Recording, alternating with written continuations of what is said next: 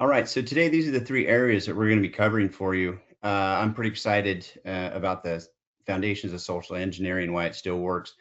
When we say our social engineering, we think of social media, and what people don't realize is social engineering has been going on for years, actually centuries. They say that espionage is the second oldest profession, and espionage, the foundation of espionage and human intelligence, has been social engineering. And so we'll kind of drop into that a little bit.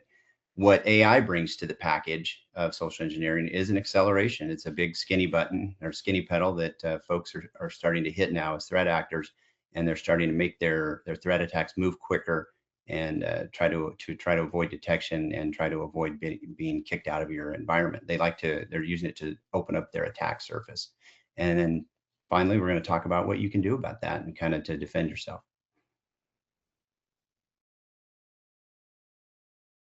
So this case is considered one of the most prolific AI supported social engineering attacks in recent history. In 2025, Christina Marie Chapman, a woman living in Arizona, pleaded guilty to assisting the country of North Korea in probably one of the largest social engineering scams so far. Again, 300 organizations infiltrated, $17 million of funding that was generated, and over 68 U.S. identities that were stolen and used. I'm sure most of you are familiar with the North Korean fake employee scam that's been going on, where North Koreans will apply for remote positions, and once they gain those positions, they will take their paychecks and basically fund the North Korean government. When I left the FBI 4 years ago, 40% of the GNP for North Korea was generated by internet scams, whether it be BEC or other frauds that were going on. When they started into the program of having remote workers working for US companies, it really increased that amount. As you can see, one woman assisted them by running a laptop farm. The circular picture there on the right side of your screen, you can tell that these are all the laptops. Her job in the morning would be to fire up all of those laptops for the US working hours, different times of the day for Eastern, Central, and Pacific time. And then from then, the North Korean operators or employees would remote in and begin their workday. I think, and Brett, if I could add, we're going to talk a little bit later on about how this type of behavior has certainly AI has made it easier to be able to impersonate these types of things, but we'll also talk a little bit later on about how we're able to try to detect this type of behavior and defend against it. A lot of you are in organizations that probably have geographic travel restrictions. Where can you log in from and so forth? And that's in part what this was intended to bypass by having all this computer equipment specifically operating from legitimately inside the US using as a relay point. They were able to conceal some of that activity from typical cybersecurity source detection and behavior detection. Interesting case. Brett, sorry, I didn't mean to cut you off there. No, not a problem. No, and it covers a bunch of different areas, and as we'll be able to tell on the next slide, this case is the example because it covers all of these areas right here. Pretexting. The first pretext was they put out a job offer, and they went through a bunch of candidates and they do this on a regular basis. And the candidates they like to pick were just like Miss Chapman. You know, she had some financial troubles. She had some family medical issues. She was a prime target for, an easy job to make lots of money. And as we all know, if it's too good to be true, it's probably not true at all.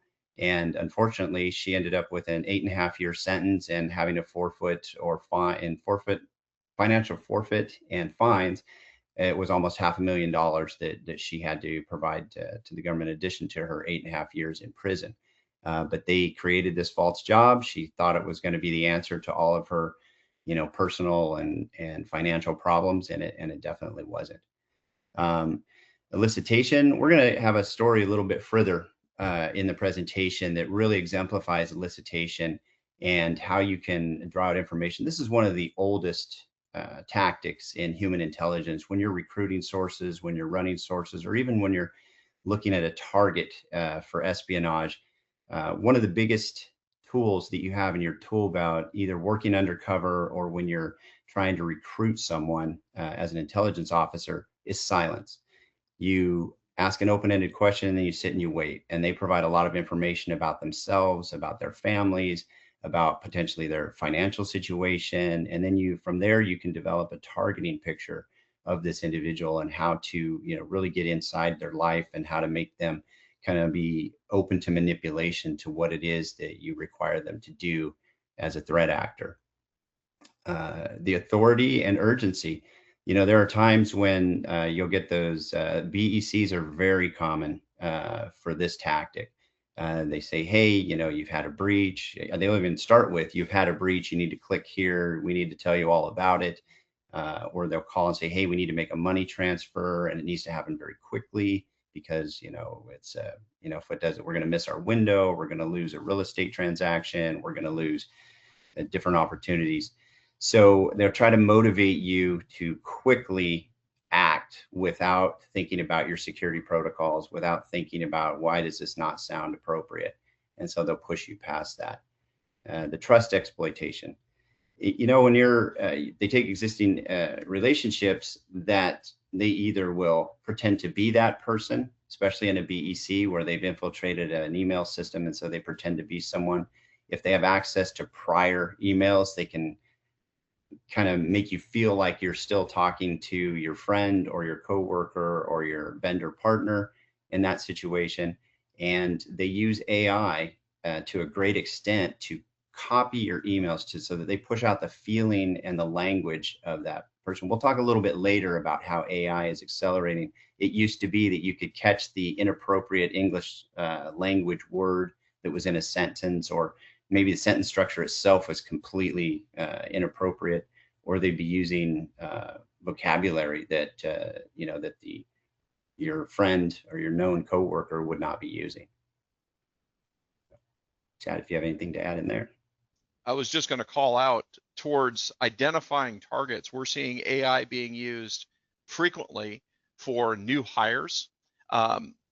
It's very easy to scrape social media posts. When someone gets a new job, they're usually very excited. They update their LinkedIn profile. They might make a Facebook announcement. We're seeing that being used as sources such that threat actors are then using that for targeted campaigns against new hires that likely have a new email address that can be inferred from first name, last name at a given client organization. And that gets them in line for a campaign of, hey, in addition to the other 10 emails that you probably got as part of your onboarding, here's another email that's structured to look like it came from your company. It's branded in such a way, but it came from an outside address or a service like, oh, hey, you're also using xyz.com for this within HR. You need to complete registration for this. And so they're asking during that vulnerable period of time, first 2 weeks, first 4 weeks, first 6 weeks, they're enrolling or they're sending people out campaign messages from threat actors trying to get them to click into websites that are not actually used by those organizations at a time when someone is very likely to provide their credentials that they just got assigned yet again. Absolutely. And AI is such that, they can use the AI generated photographs to support those resumes if they're not, actual employees or citizens, and AI assisted enhanced resume writing. Let's see, and improved AI to, make sure that their language is consistent with the language of the country in which they're applying for jobs, and even deep fake videos. So when we're looking at who's behind these social engineering tactics, attacks, we have your cyber criminals, mostly financially motivated. This is where you see most of your BECs, or you try to see some of your fraudulent fund elicitation that are coming from. You see your hacktivists, they want to either damage the reputation of your company, or they possibly, just want to make sure that you're not conducting anything that's not conducive to their belief of how the world should run. We see this a lot with oil companies. We see this a lot with tobacco companies. And even if somebody gets a bad rap on Reddit and they get a bunch of hacktivists that decide that they want to attack that company just to make their life a little more miserable, but it's mostly try to get their political or their ideological point across and to make some kind of impact in that fashion. Your state actors, this is the one where I try to explain to people that it's most important to prepare your cybersecurity environment for when you get attacked, not if, it's when you get attacked. You are going to get attacked. The most important part about a cyber attack is how does my company react? Are we ready? Have we decided certain specific decision points before we get there? And the state actors, if you're unfortunate enough to be hit by a Russian, Iranian, Chinese, or North Korean cyber team, they've got an entire military behind them that are doing this. At any given time, you can have anywhere from 3,000 to 5,000 Chinese soldiers on their keyboards and pushing AI, pushing actual hands-on into your environment and trying to make sure that they can get at you. And the last one that's definitely a consideration and big time at now, because so many people have access to our internal systems, is the insider threats. If you have somebody that's a disgruntled employee, if you have someone who might maybe even being socially engineered outside of your company, they have been befriended by someone, or they have somebody that's just trying to get an in and sends them an email with a link, and they feel that they've made friends with this person, even if they pretend to be a vendor, a potential sale. There's so many different opportunities for your system to be compromised from the inside. Not all social engineering on this looks the same, and I called out the example of a new hire being targeted for specific types of campaigns. We're seeing social engineering attacks fall into these three big buckets. And the first bucket is pure fraud. There isn't a technology component to that attack. It literally is someone just using technology as a communications channel. It could be the same as picking up the phone and trying to convince someone on the other end of the line that they need to give you some privileged information, or you need to elicit something from them. It could be an email that came through that has no payload. There is not an attempt to compromise the environment, but it's trying to get you to change a bank routing number or take some other action.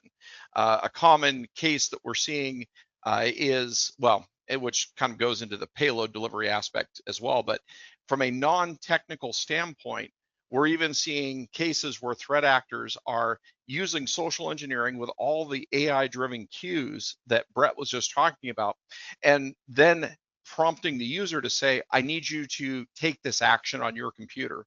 And by taking that action, that's the actual payload delivery. And that's going into that third category. We've gotten pretty good from a technology, from a layered security approach of identifying what's unusual in an environment, inside a technology environment. What we're now seeing is social engineering being used, and I'll just tie this back to the previous example of the new hire. The new hire comes on board, they've been warned, hey, don't put your credentials into a website that doesn't look like this. These are the official ones. But have they been warned to say, don't copy and paste something that you see from an email into the run box in Microsoft Windows, or into the run box in Mac OS, or even take a specific action on your phone.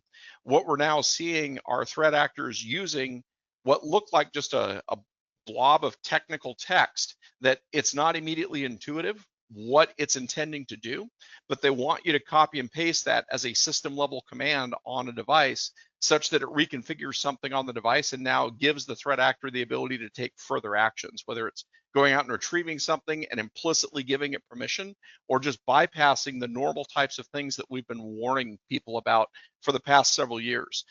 AI makes it a lot easier to encode a payload, a technical payload, into an innocuous looking message that it relies on the user to take that last step to connect the dots, to copy and paste that into some critical area, a system command or some other command prompt in an application within the operating system, and it can then drop the payload. We're also seeing a third type, which is the identity compromise. And Brett mentioned earlier, business email compromise, BECs. This still remains one of the primary threats that we are trying to detect and stop when it happens, because social engineering has made it very easy to impersonate what look like legitimate sites and legitimate resources that would prompt for your credential. attackers have moved from just collecting the credentials and sitting on them to acting on them much faster. And the identity compromise threat has gone up quite a bit in the last year. And I know that's something that Brett can talk about from his experience on this as well. But just be aware that when you're talking about social engineering within your organizations, recognize that there are completely non-technical attacks that require business process controls versus technology controls. There are technology controls to put in place that can protect against the other types of attacks or try to detect them, but social engineering attacks still rely upon compromising a person. So securing against it still requires education, guidance, and appropriate controls, and some defender AI tools as well that we'll talk about a little bit later on. Yeah, and we're talking about, oh, sorry, Chad. But when you Please, talk go about ahead. using the technology defenses, that's big and everybody likes to do that and hit the easy button. But the reality is there is no easy button for cybersecurity, especially when you're talking about human error. I mean, when you have a Oh, business email yeah. compromise and it looks sideways, you got to go quill and ink.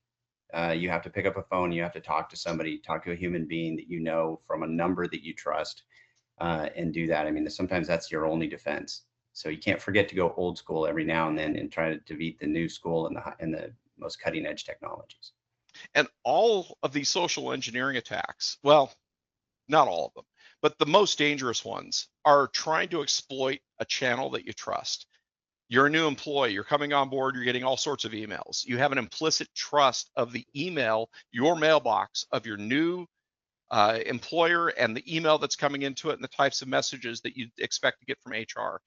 You just started a new project and your company has announced that it now has a partnership and it's establishing a new project. You're expecting to receive certain roles within your organization are expecting to receive that type of correspondence related to that particular project or that initiative. The people that are involved by name might even be announced. You might have even posted something on the website or had a feature video or something about it. It is very easy now with AI to scrape a lot of that information very quickly. And what used to take weeks or months to really start to trickle into social engineering attacks is now taking days and sometimes hours to trickle into social engineering attacks. But in all these cases, we're trying to watch for the cases where the threat actors are exploiting an existing channel that you already have, that there's normal business activity, this is normal activity, but someone's just changed something in the flow that has now made it malicious. Now, you're not the only people. The people attending this are not the only people that can be targeted by social engineering. So really take a step back and think through in your organization, how would you attack your accounts payable team with social engineering? What do they have the authority to change? How would you attack executive communications, finance and accounting, HR recruiting, and so forth? Think through if you were trying to do harm in your organization. This is a great conversation to have with company leadership. This is a great conversation to have with security. Think through what are the things that those roles could do and how could someone step into the middle of it? And I'll share even with Aldridge, for example, as a managed services provider, we recognize that one of the biggest, most sensitive things that we might do for someone is a simple password reset. And so for years, we've put controls in place to make sure that we have out of band validation on a password reset. We need to make sure that it's legitimately coming from someone that we have a prior trusted separate communication channel with that we can then validate and make sure that that works. As we recognize in our own business as a service business, we also have potential vectors that could be exploited or be attempt to be exploited by someone trying to leverage that trust. Brett, anything to add there? Yeah, absolutely. And back to the HR and recruiting, right? When you're recruiting people remotely, it always helps if you Mm-hmm. have a location or an individual near that person that you can have them meet in person to absolutely validate that that is a real person. Because not only you have the North Koreans who are trying to generate revenue, but you also have other individuals that are not necessarily trying to generate revenue, but may want to get just access into your environment, your cyber environment. And once they can get a fake employee into that Mm-hmm. environment, then whatever, if your admin controls are loose, then it's going to be a problem. They're going to be able to exploit any area of your environment that they would like. I've seen the same thing with organizations that have adopted policies in hiring where they will not hire anyone that they have not actually met in person, and they will pay as part of their hiring expense the travel costs for that person to actually come to a location where now you can independently vet, okay, you're a real person, we're having a real interaction, and just make that one of the gates in the hiring process.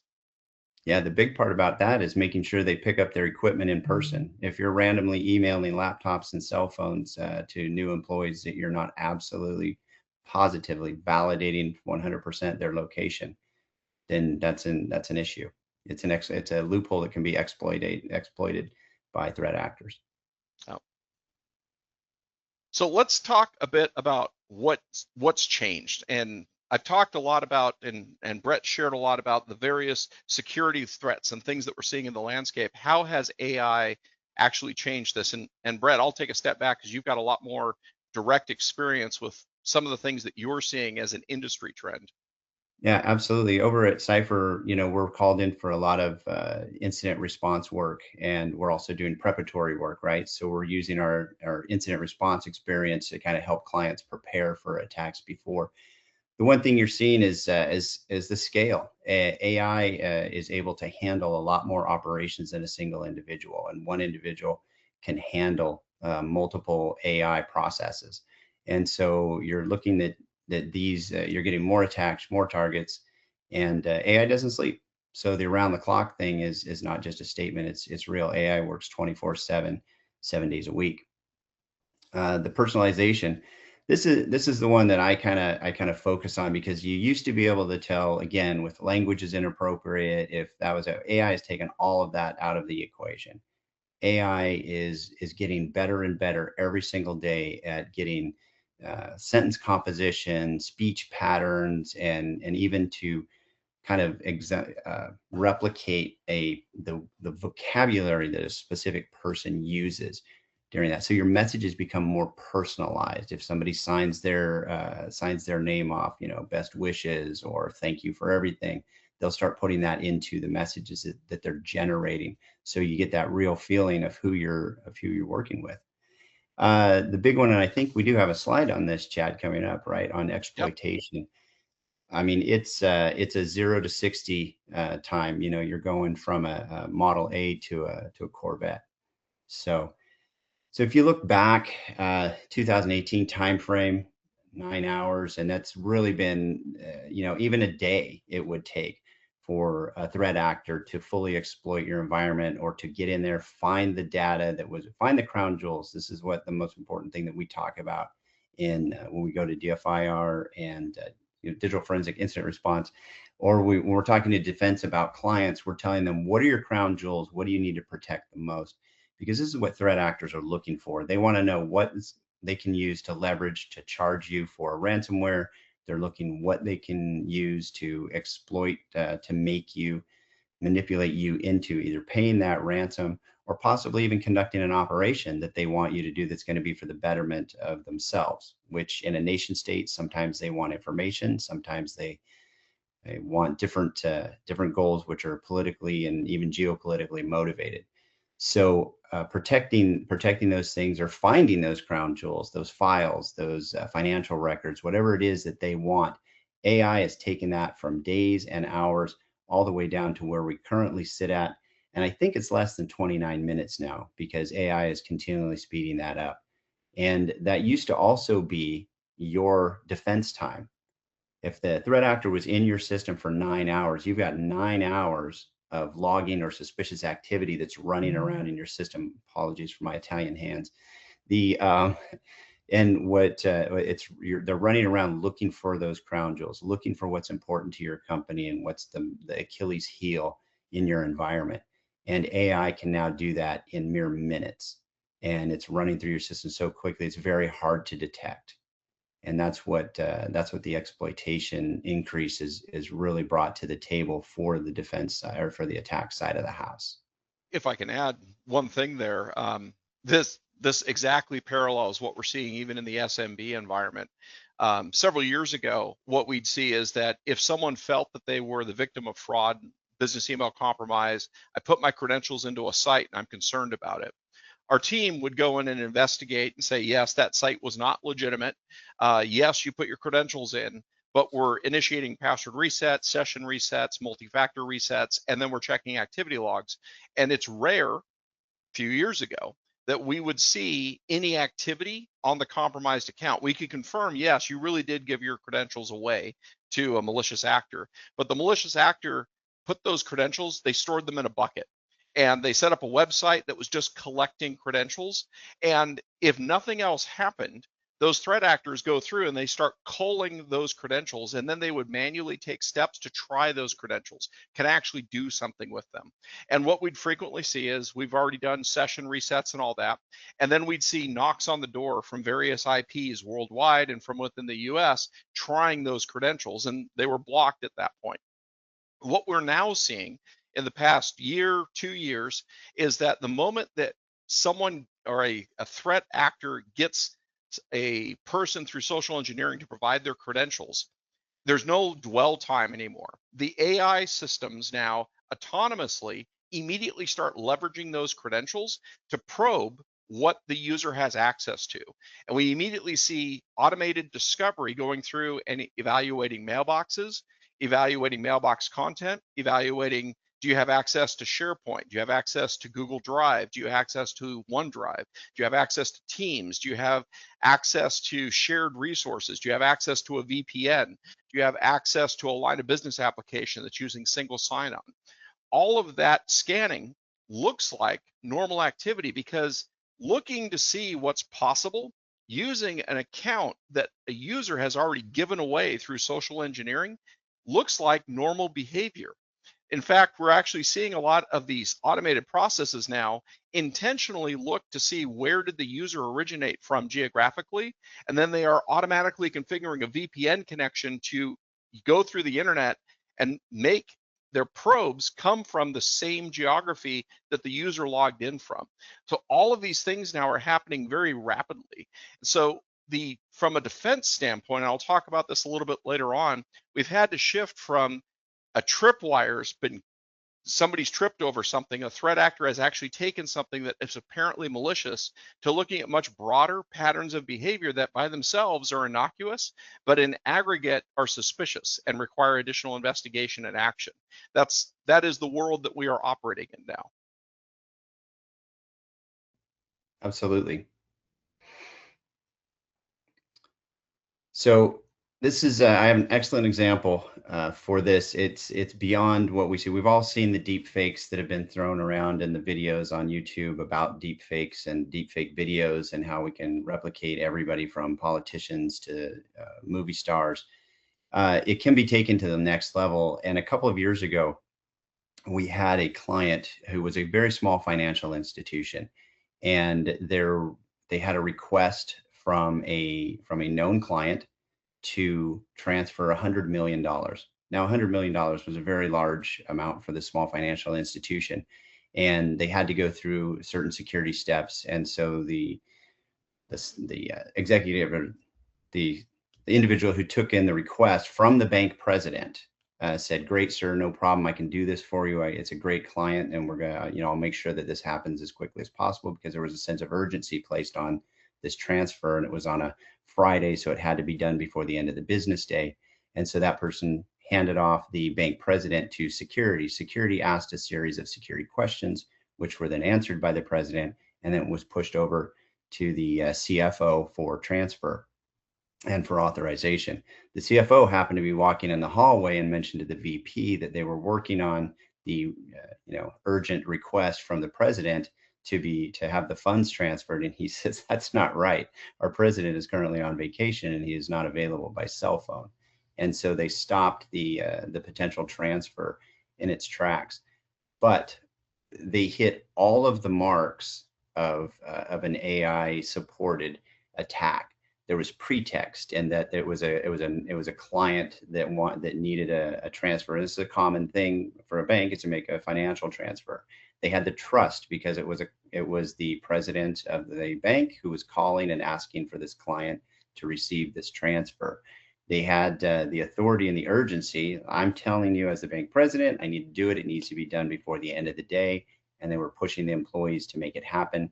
And so it was all, they hit all the marks just right. And the AI had scanned the internet and found TED Talks and even a high school student who had interviewed the bank president, who had asked him things like, what was the first car that you drove? What was your dog's name when you were growing up? What's your favorite color? And so they had prepared to find the answers to the most common security questions that would be asked of someone who was going to, provide an authority for that. And it was very personalized, and it really hit home. And only by two people communicating in person to each other were they able to stop the transfer, which could have potentially bankrupted this financial institution, because they would have lost that money and there was no recovery. That's a great example of that is a non-technical attack. That is strictly a fraud-based attack. There is no technology element from a defender's side. No one is intruding into the system. They're just trying to manipulate people to take action that's not to their benefit. One of the things that we've advised organizations to do to help protect against that is, for certain levels of secure actions, have a passphrase or something worked out. Start treating passphrases as passwords in human interactions. Be thinking about what do I have in my unique conversation background with this entity or this person or this relationship that I can mention something that they're only going to know the specific response based on something we've already worked out or something that's unique to us. And we almost have to get to the point today when we are having high confidence trust interactions with a party that we can't interact with directly. You almost have to verify the communication channel that you're on by challenge response. Just like we have to put passwords in to log to websites, sometimes very soon we're probably going to get to the point where we might have to have passphrases worked out for a lot of trusted social interactions. Yeah, that's very important, Chad. And I just want to make sure, just in case I didn't make it very clear, that was all by phone. The AI support had been done by the threat actor in the margins prior to making that phone request for a financial transfer. And they had done their homework, and they had done the homework to find out who the top clients were for that bank as well, and picked the one that looked the most vulnerable. They unfortunately asked for a large amount of money, which was larger than what that financial institution would usually transfer. I love the call out about using the high school interview. If you all think through all the headlines that you've seen through the years of data breaches with large retailers, large online properties, and so forth, think about individually what each one of those breaches potentially published about the people that were involved in the breaches.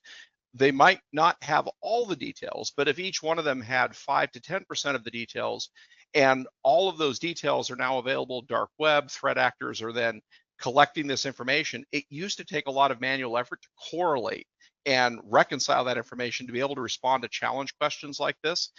AI has made that so much easier for anybody who's used a large language model and dropped 10, 20 complex project files of large populations into an AI LLM and then asked it questions. The speed that it can correlate is dramatic. And so it's also possible for threat actors to be able to respond in real time to situations like this, whereas before, that'd be an awkward pause or a lot of additional research or some additional social engineering techniques to draw the conversation out. Yeah, and with the advancements in the video and audio cloning, 5 years ago to today, it's not even recognizable.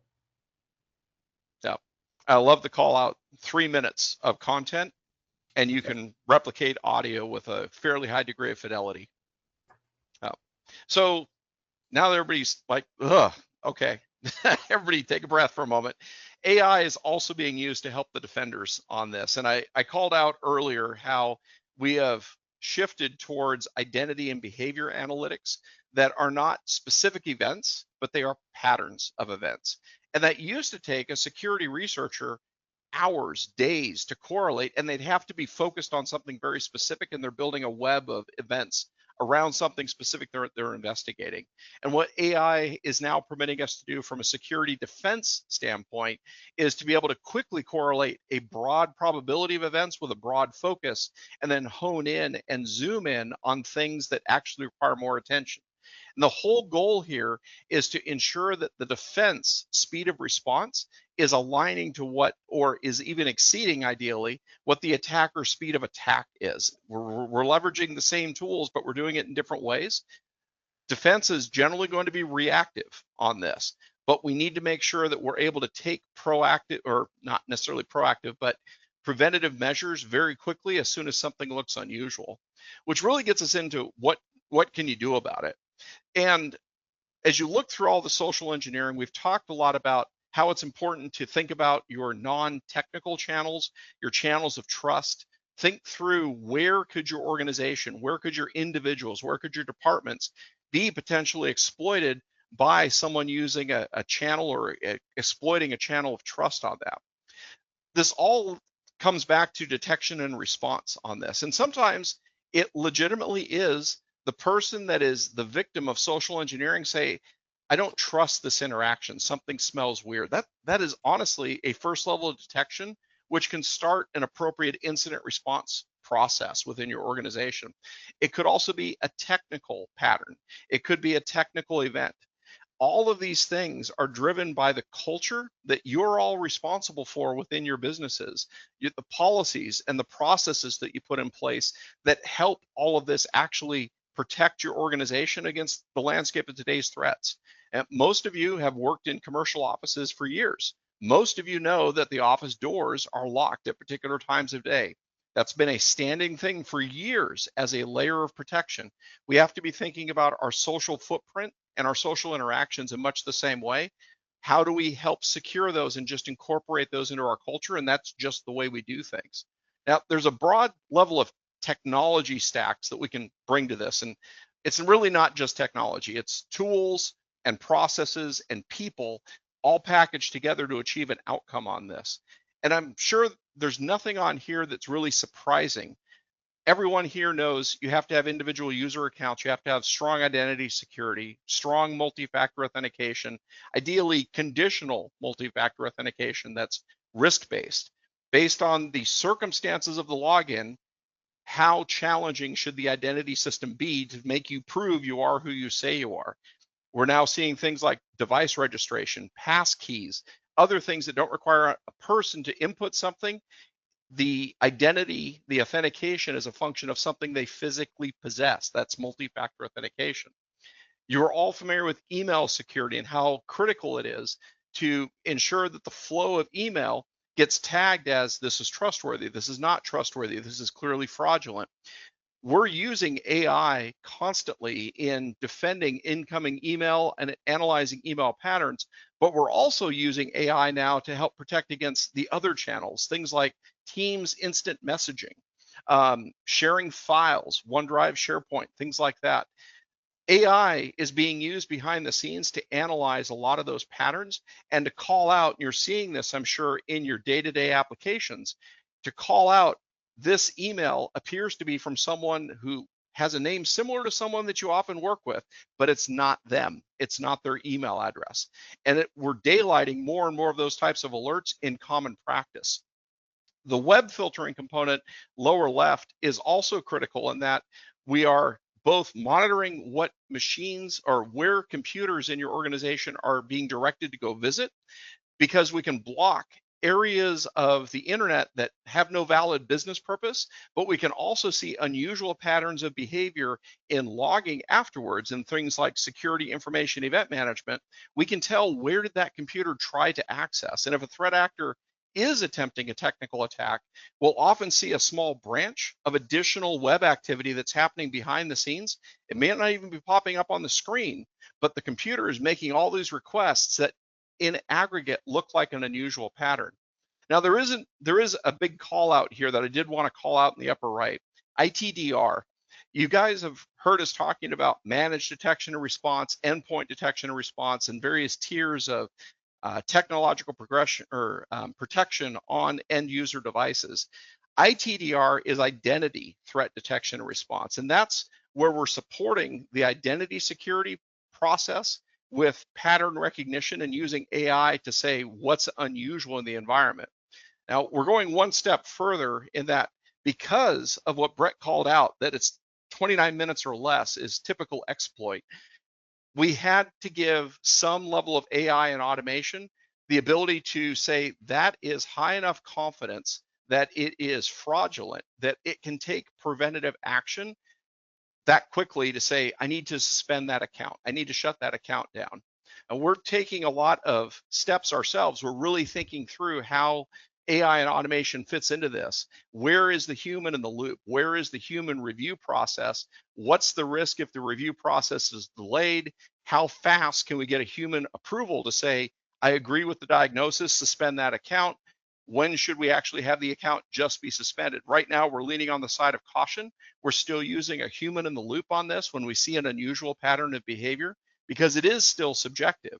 But this is now the 2026, or not the, but one of the layers of security that we're seeing being particularly effective in today's 2026 landscape about how threat actors are using AI and social engineering, and how AI is being used to probe compromised environments, and how do we detect it when there's no one tripwire. We've actually found cases using this AI and automation process that have detected potentially compromised accounts, or accounts that were attempting to be compromised, that Microsoft's detection hadn't yet even detected. By plugging in and looking at it in aggregate across all the things that we're seeing for signaling, we've gotten some very interesting information about this. So if you aren't already using ITDR in your environment, just be aware that's something you should be talking with your security provider about getting in place to protect your Microsoft 365 or your Google Workspace environment or your Microsoft Active Directory. Wherever your user accounts live, that's where ITDR wraps around. And Brett, you talked a bit earlier about building that culture for rewarding caution. Is that actually, I'll throw this one back over to you at this point. Yeah, no, 100%. And that's one of the things that I get excited about, working with clients with. It's like helping them to build that culture. And Ben, I'm going to go a little bit backwards for the last bit that you covered. Don't forget about tabletop exercises. Don't forget about red teaming, blue teaming, purple teaming, and also don't forget about doing the human. And one of the things I love about being with CYPFER and working with clients is we can do the human red teaming as well, and the human tabletopping as well as the cyber, because it all kind of fits into one, and you can't forget about that part too, because that really helps you say, okay, we've done all these things and we put all these defenses in place. Are they working? And so it's really good to make sure that you kind of build that into your budget for every year, because it's really important, and it gives you the most realistic test of the system that you've put together. I think awareness is definitely number one. If your team isn't thinking about what an attack looks like, is today the day? You don't want everybody on edge, but at the same time, you want to make sure that anytime an email comes through with a link, I don't know how many times I've sent an email or picked up the phone and actually called somebody in security and say, hey, did you just send out an email with a link that looks like this? Especially as you mentioned before, Chad, when your company is going through a new, you're putting in a new platform, you're putting in a new email system, and they're saying, hey, you need to, I've made at least a dozen of those calls over the last 4 years inside my own company, because I don't trust the email. I don't trust the IM. So I'll pick up that phone and I'll call somebody over in IT and say, hey, did you just push out this? Can I click on this? Is this going to be good?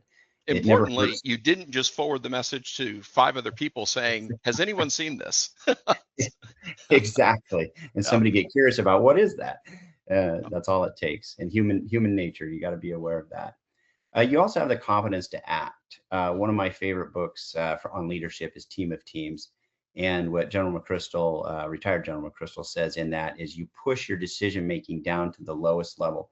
One of the unsung heroes, or probably the unsung hero of 9/11, was whoever it was at the FFA that grounded every single flight into or out of the United States. And I believe it was about 48 hours that we had no airplanes in the air. That took a lot of guts to make that decision. It was billions of dollars in the economy and in the infrastructure that was affected, transportation, not only of people, but of goods and services. And you need to empower your employees to, not only are they aware and they're secure and feel confident in their awareness, but they're confident to act, even if it's as simple as calling IT.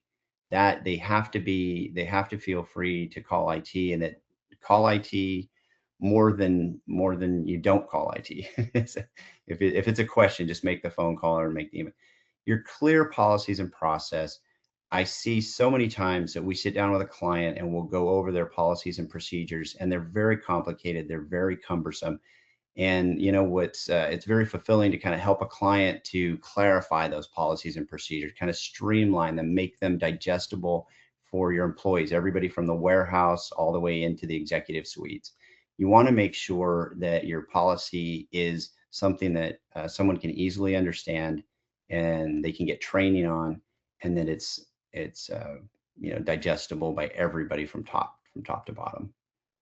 So, and not just, you know, like you say, don't just, that's a great quote, just get it done fast. No, and sometimes it takes a little bit of time, and you want to slow down your process a little bit and ask the right questions. Yeah. And it's important that you, as cultural leaders within your organization, you're reinforcing this. That confidence to act is great the first time. It's great the second time too. Once you've told them the first time, hey, thanks for catching that. I really appreciate that you paused and you raised your hand and we thought through this. There's no emergency that would warrant you having to take that sort of immediate action. And you realize that. And you said, great, let's dive into this. Let's establish trust. That's critical. Yeah. And it's important too that you understand, again, from top to bottom. Sometimes everybody says, well, we got to keep working. We have to keep working. Well, they keep working and it is an actual threat, and they wait too long to seal off the environment. And now what are you doing? Now you're spending, you know, tens to hundreds of thousands of dollars when in just incident response and rebuilding your system. And not only that, now you're losing revenue.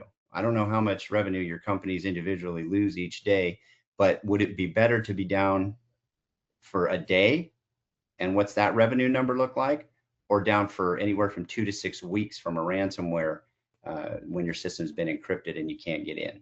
So you have to have that mindset and that balance. Do the math on that and see how far you're willing to allow the individual employee to act. Shutting down your operations is a big decision. Where is that decision point? And that's what we're moving on to now. The the most important process is your incident response plan. So it's I can't emphasize enough how important this is. It's not only having the plan, it's who's involved in the plan, who has to act, and does that person know what their role is? That's where the tabletop exercises come in. You practice an attack verbally, and you have different situations injected into the tabletop exercise, and your employees at each decision point have to make those decisions. And what's good is to also have maybe their number two also involved, or somebody else in that section where that decision is being made. So if that person's on leave, if that person is sick, or you know, they've moved on from the company, at least somebody knows what the company had decided was going to be the decision point at that time. And so you need to decide who's going to be on that incident response team. And then the notifications. You know, there's legal notifications that have to go out during, especially during a ransomware or a breach where data has left your environment. So you need to have a legal team that's involved, not just an internally legal team. Maybe you need an external breach response team that's on retainer, or at least you have a phone number and they understand who you are as a client. What does continuing operations look like? You know, business continuity is the key here. And that's when I was talking earlier about how long you need to talk about how long your business can be down if necessary, and if initiated by yourself. If it's initiated by the threat actor, you don't have control over how long your operations are going to be down. But if it's initiated by yourself, then you can control that time period in that environment. That's really important. And then what happens first there, there's immediate actions that immediate actions that you need to put into place. What are you going to do first thing? And it's going to, and this is so hard to put a highlight, not a highlight, but a dark line under, because each company is different. So you have to evaluate what's important for your company. There we go. So I hesitate to dictate who is in charge of what and who gets to make what decision point, because everybody needs to make that individual decision. But this is what you're talking about inside your organization, your incident response lead. Who is that person? Who's going to be running the team that makes decisions and decides and kind of directs actions for the rest of the team in responding to an incident. Your IT obviously has to be involved. Legal needs to be involved to discuss whether there's going to be any repercussions for reporting or non-reporting. Operations has to be involved because they've got to tell you what we can and can't do. I've had clients that go strictly to paper and pen. One of my favorite clients immediately went to issuing paper checks to employees. So they knew their employees had house payments, car payments, and college to pay for. So they had a process where they could go to paper checks that they were delivering to their employees. And your communications. You don't necessarily want to be communicating in band and inside your environment when you've been hit by a threat attacker. We commonly have victims or clients that have been victims to open up just Gmail or Yahoo accounts just so that we can communicate without the threat actor having any exposure to those communications, because the last thing you want is somebody inside your system listening to the decisions that you're making and trying to counter those decisions to further the attack damages. For your external IR teams, you're going to want to have counsel. Breach counsel is different than your lawyer who helps you with HR issues. And you definitely want to have that breach counsel, especially if your company spreads over more than one country or more than one state. I know some South American companies have a 2-day reporting requirement if you've had a breach, whereas some states will give you a week to report a breach. And then also, when does that start? Does it start when you know you've had a breach, or does it start when you've done some incident response or some digital forensics and say, oh, that was actually a breach? So all of those legalities, you definitely need a subject matter expert in that, and I highly recommend that. Having a DFIR firm like CYPFER on your speed dial is very important, because they can usually get to you within a half hour or 2 hours. In case that you need them, they can get on a phone call with you and start working away to see where the threat came from, and potentially, if you don't know, to be able to identify exactly what threat you're looking at, whether it's just a hacktivist or it's a nation state actor. Insurance, what does your insurance policy cover? What does it not cover? Sometimes insurance policies, to save a little money, don't cover rebuild. Your rebuild could be as expensive or more expensive than your incident response. So again, financial considerations. Your crisis communications, we just spoke about that. You may go directly to phone or out of band emails. And then your MSP, where do they fall into this process? Did they notify you early on the breach? Did they, was there something that wasn't tuned appropriately in your dashboard, watching for your endpoint detection that they might have missed? So all of these people are players. Chad, I know you've had some experience in all this before too. Absolutely. And navigating through that, especially from the MSP perspective and helping organizations navigate that, certainly.